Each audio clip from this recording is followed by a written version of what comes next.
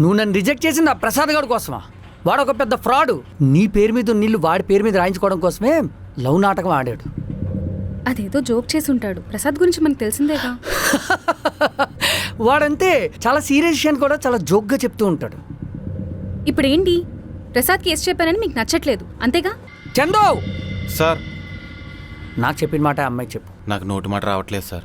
తెలుసురా, నీకు నోట్ ఇస్తే తప్ప నోటి మాట రాదని తెలుసు. మొత్తం ఫోన్పే చేస్తాను, చెప్పు. సార్ చెప్పింది నిజమే మేడం.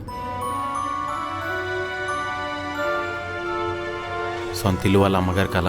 ప్రసాద్ గారి శాలరీకి ఇల్లు కొనడం కష్టం. సుబ్బు సార్ బర్త్డే రోజు మీకు సొంత ఇల్లు ఉందని చెప్పారు. అప్పుడే ప్రసాద్ గారి కన్ను ఆ ఇంటి మీద పడింది. షార్ట్ కట్లో ఇల్లు వస్తుందని ట్రై చేశారు, మీరు పడ్డారు. ఈయన ఫీల్ అయ్యారు.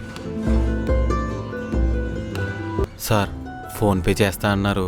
నీకు ఇందాక ఇచ్చిన డబ్బులు ఇవ్వు, మొత్తం ఫోన్పే చేసేస్తాను. PhonePe number 99510. ఇవాళ డబ్బులు నీకు జీతం ఇవ్వడం ఎక్కువ. పోరా పోరా బయటికి పో. మౌనిక, నువ్వెవరినో లవ్ చేసావంటే నేనేదో ఊహించుకున్నాను. ఈడని తెలిసాక నీ మీద రెస్పెక్ట్ కూడా పోయింది. వెళ్ళి ఆడనే అడుగు. సార్ ఎటకారంలో కూడా నిజమే చెప్పేస్తారు కదా. All the best.